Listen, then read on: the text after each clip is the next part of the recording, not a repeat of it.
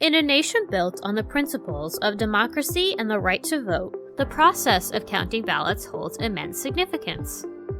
Yet the journey to a definitive election result is often longer and more complex than many realize. Historically, determining the winner of an election on the night of Election Day was the exception, not the rule. The vast majority of U.S. elections have seen vote counting extend well beyond the initial hours after polls close. According to David Becker, Executive Director of the Center for Election Innovation and Research, we have never, in the history of our nation, come close to counting all of the votes on election night. Consider the 2000 presidential election, decided by the U.S. Supreme Court over a month after Election Day, or the Minnesota Senate race in 2008, which took nearly 8 months to resolve. Even more recently, in the 2010 Alaska Senate race, Lisa Murkowski's victory wasn't declared for 2 weeks due to the challenges of validating write-in votes in a state with vast geographical territory. While media outlets like the Associated Press may call races on election night, that does not necessarily mean every vote has been counted. Such calls are based on early returns, historical voting patterns, and surveys of voters leaving polling places.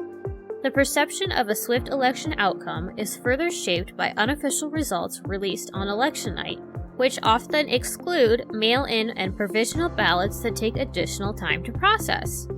In Illinois, officials have 14 days after the election to count vote by mail and provisional ballots. The concept of Election Day as we know it today did not exist in the early days of the U.S. Constitution. Congress simply set a deadline by which states had to choose their electors, and otherwise allowed them to hold elections at any time in the preceding 34-day period.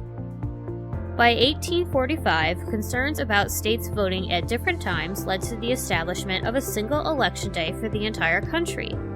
However, this did not guarantee immediate results. The introduction of the telegraph and the formation of organizations like the Associated Press in the mid-19th century allowed for faster dissemination of results. Under pressure to be the first, newspapers began predicting winners based on early returns, nationwide opinion polls, and data from past elections. This sometimes led to premature declarations, as seen in the 1948 presidential election.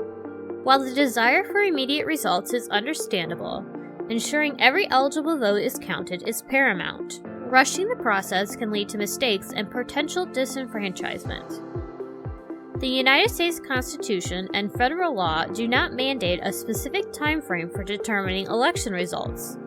Counting can and does often extend beyond Election Day.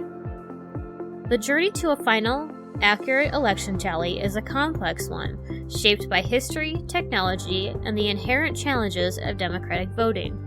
Recognizing this reality is essential for understanding the true process of electing our nation's leaders.